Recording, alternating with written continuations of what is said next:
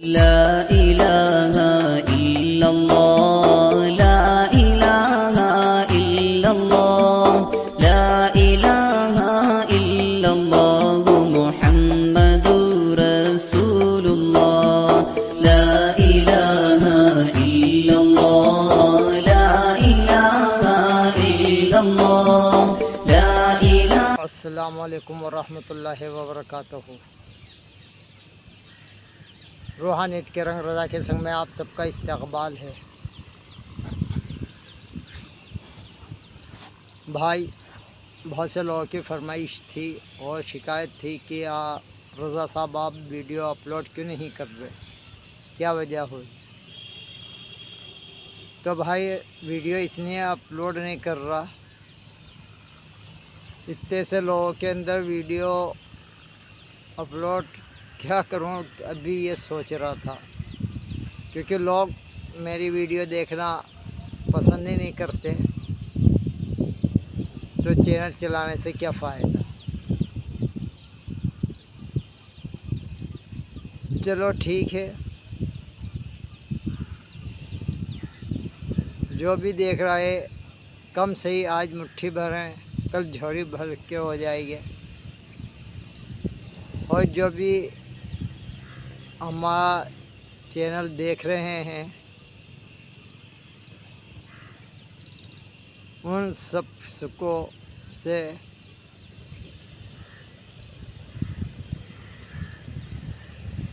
شکریہ ادا کرتا ہوں،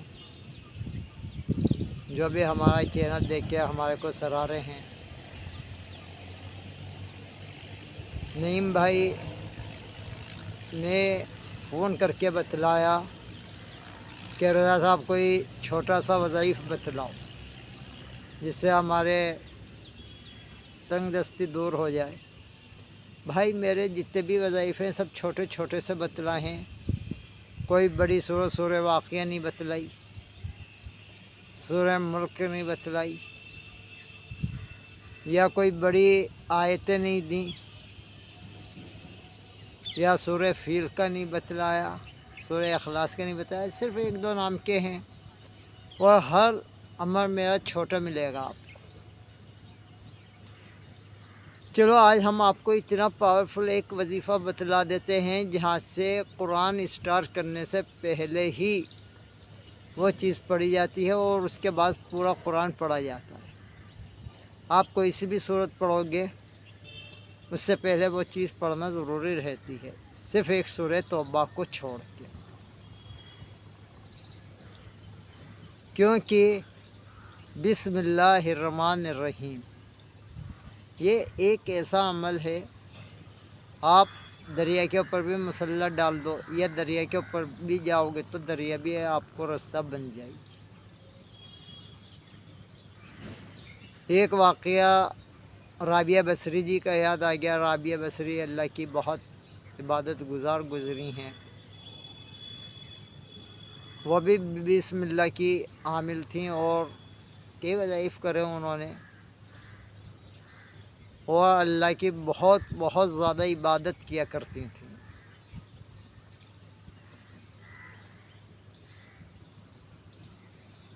سمندر کے اوپر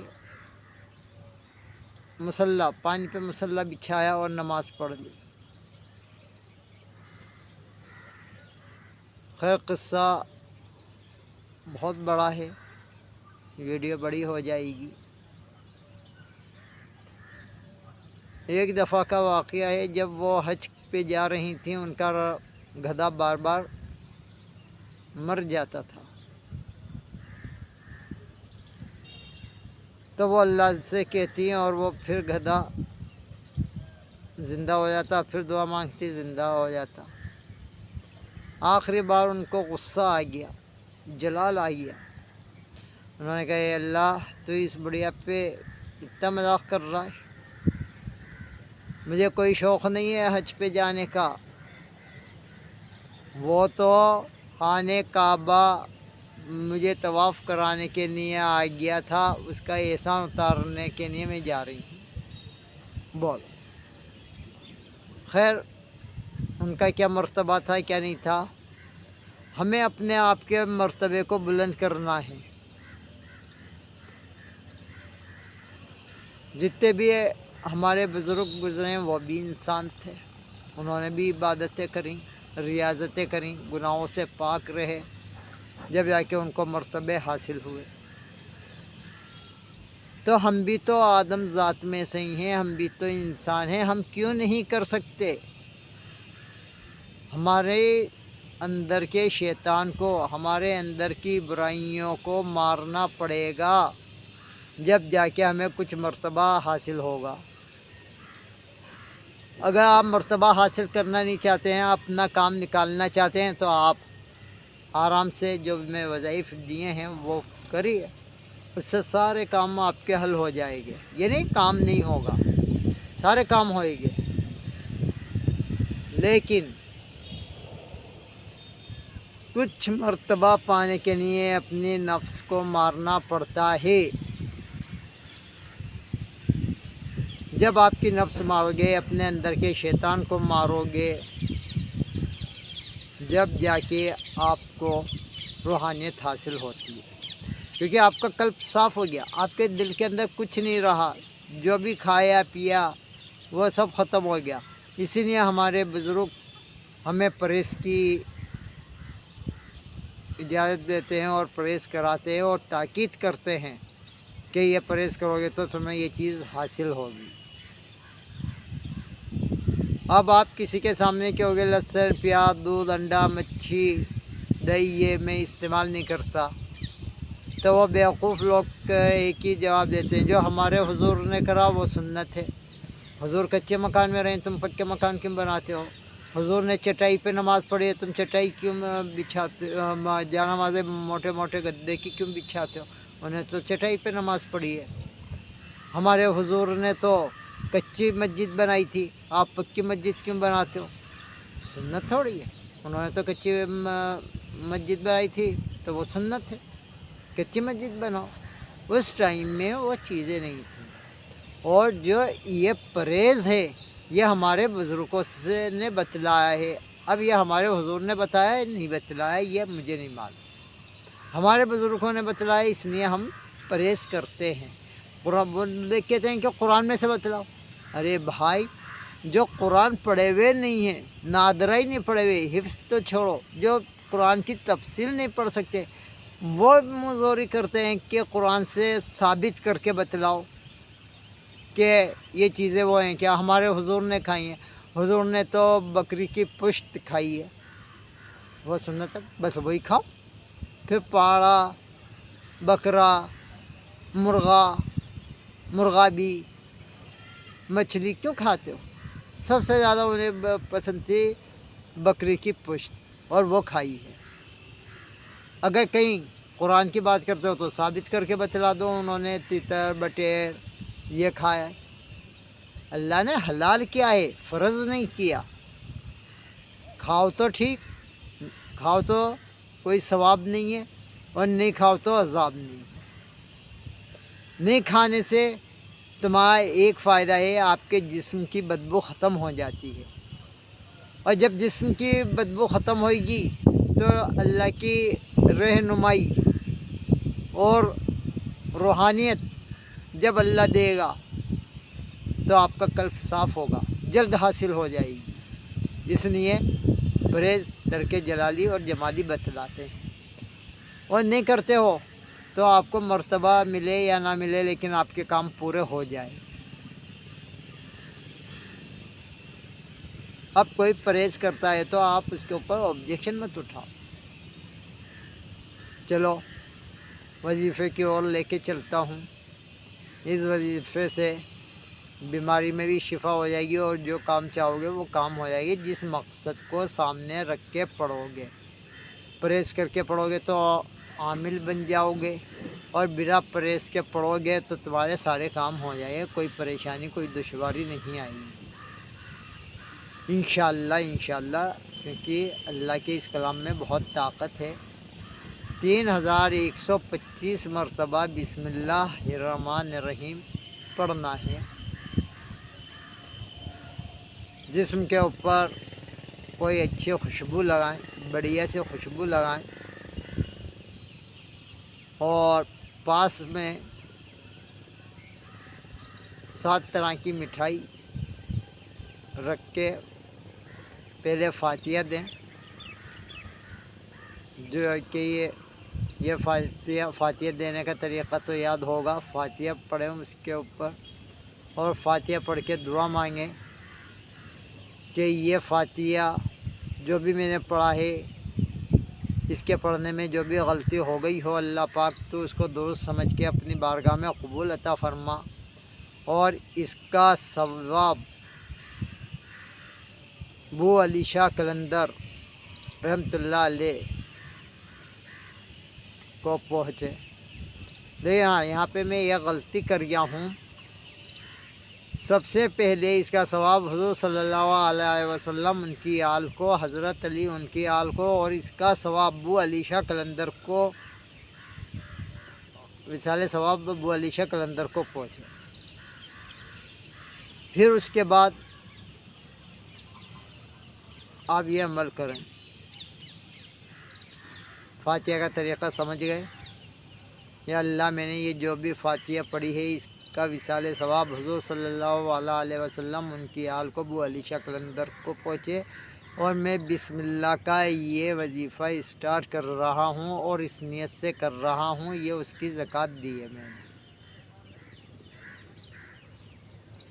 اب آگے 11 بار، پیچھے 10 بار درود شریف پڑھیں،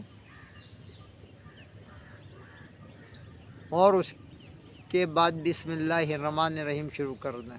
پہلے 11 بار پڑھی اور پھر اس کے بعد بسم اللہ الرحمن الرحیم پڑھیں 3111 بار، 3125 بار بسم اللہ الرحمن الرحیم پڑھیں۔ کئی بار کیا غلطی ہو جاتی ہے یار، 3125 بار بسم اللہ الرحمن الرحیم پڑھیں، پھر اس کے بعد نہیں وہ غلطی سے نکل گیا تھا میرے منہ سے، 111 نہیں پڑھنا ہے، 3125 مرتبہ بسم اللہ الرحمن الرحیم ہی پڑھنا ہے۔ ہاں پھر اس کے بعد 10 بار درود شریف پڑھنا ہے۔ ٹائم ایک ہی رکھنا، نہیں لکھ لو آپ، ہاں لکھ لو، بعد میں پریشان مت ہونا، ویسے تو روز ملتے ہی ہیں، پوچھ لینا، لیکن پڑھائی کے ٹائم میں غلطی مت کر دینا، تم پہلے اچھی طرح سمجھ لو۔ تو 3125 مرتبہ بسم اللہ الرحمن الرحیم اور بعد میں 10 بار بسم اللہ پڑھنا ہے، ٹھیک؟ بسم اللہ پڑھنا ہے اور پھر اپنے مقصد کی دعا کر کے اٹھ جائیں۔ یہ جگہ ایک ہوگی، ٹائم ایک ہوگا، اور جو بھی خوشبو جلاؤ گے، جون سا بھی پرفیوم کی اگر بتی لے رہے ہو یا لوبان لے رہے ہو، وہ جلانا ہے، وہی ایک چیز۔ اگر آپ نے لوبان لیا تو لوبان وہی استعمال کریں، کوڑی لوبان لیا تو کوڑی استعمال کریں، کوڑی لوبان کا ہی استعمال کریں، یہ نہیں کہ آج یہ کل وہ پرسوں وہ، اس کے اندر وہ غلط ہو جاتا ہے۔ خوشبو ایک ہی جلے گی 40 دن تک، اور 40 دن تک آپ کی پڑھائی ہوگی، چاہے پرہیز سے کرو یا بنا پرہیز سے کرو گے تو اس کے اندر تمہارے سارے کام ہوتے رہیں گے، موکلان جو ہے آپ کے تابع نہیں ہوں۔ دوسری بات یہ ہے، جب آپ پڑھ چکو، صرف ایک ہی دن فاتحہ لگانا ہے، شروع دن اور ایک آخری دن، شروع دن اور آخری دن، 40ویں دن۔ آخری دن جب فاتحہ لگاؤ تو فاتحہ کا طریقہ یہی ہوگا، فاتحہ پڑھی، جو بھی پڑھنے میں غلطی ہو گئی ہو یا اللہ اس کو درست سمجھ کے تو اپنی بارگاہ میں قبول عطا فرما، اس کا ثواب حضور صلی اللہ علیہ وسلم ان کی آل کو، حضرت علی ان کی آل کو، اور اس کا ثواب ابو علی شاہ قلندر کو، اور جو میں نے یہ اسم اعظم 13 پڑھا ہے، اس کی زکوٰۃ میں نے نکالی ہے، تو اس کو قبول عطا فرما۔ یہ پڑھ کے آخری دن شروع دن جو پڑھی ہے وہ بھی مٹھائی ایک چکی اٹھا کے چھت پہ رکھ دو، باقی سارے بچوں کو، معصوم بچوں کو تقسیم کر دو. آپ مت کھانا، معصوم بچوں کو تقسیم کرنا ہے. آخری دن بھی ایسے ہی کرنا ہے. ایک مٹھائی تھوڑی تھوڑی سی لے کے اوپر چھت پہ رکھ دی اور باقی بچوں میں تقسیم کر دی. اب یہ آپ کی حیثیت ہے. 7 رنگ کی مٹھائی کتنے کی آئے گی؟ ایک چکی لے کے 250 گرام بیٹھے گی، یا آدھا کلو لے لو، پاؤ بھر جتنی بھی تمہاری گنجائش ہے اس حساب سے لے کے رکھ لو اور معصوم بچوں کو تقسیم کر دو. انشاءاللہ آپ کا یہ کام ہو جائے گا.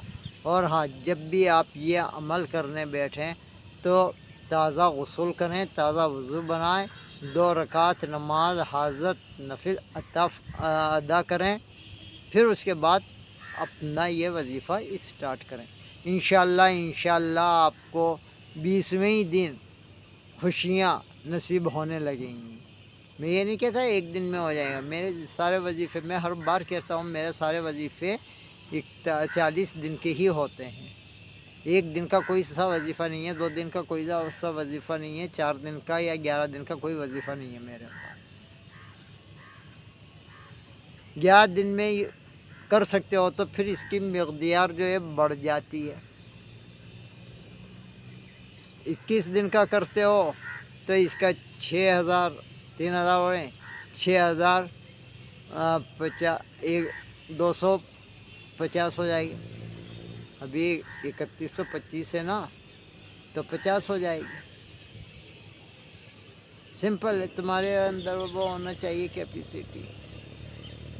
11 دن کا کر لو، یہ ڈیوائڈ کرو کتنی بار پڑھنا ہے. لیکن سب سے آسان طریقہ یہی ہے، 40 دن کے اندر کرو. 40 دن کے اندر ہی جو تمہارے کو طاقت ملے گی وہ اچھی ملے گی اور کام اچھا ہوگا. دماغ پہ لوڈ بھی نہیں پڑے گا، تھکان بھی نہیں ہوگی. ٹائم ایک ہی رکھنا ہے، چاہے عشاء کے بعد کا رکھو یا عشاء کے آدھے گھنٹے بعد کا رکھو، یا پڑھتے ہی عشاء کر لو. یہ آپ کے اوپر ڈیپینڈ کھاتا ہے. اب میں اجازت چاہتا ہوں. سمجھ میں آ گئے ہو گیا آپ کو. اللہ ہم سب کو نیک راہ چلنے کی توفیق عطا فرمائے. اللہ ہمیں نیک راہ چلنے والا بنائے، امت مسلمہ کی حفاظت کرنے والا بنائے، اور جو بھائی بہن پریشانی میں ہیں ان کی پریشانیوں کو اللہ دور عطا فرمائے. آمین ثم آمین یا رب العالمین.